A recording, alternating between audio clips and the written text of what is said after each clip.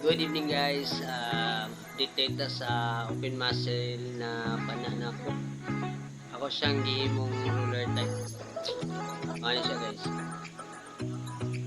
Gihimo na ako siyang roller type. Siya.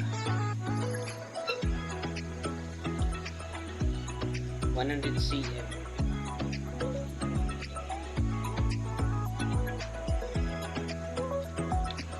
Double band.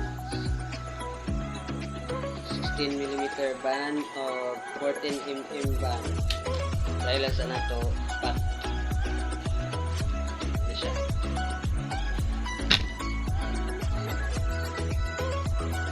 Wala pa man takapalit o ruler. Pulley yan eh. Pulley. Ruler. Wala kapalit kay mahal-mahal dyan. Iiway lang sa ta. Welding rod. Ako lang sa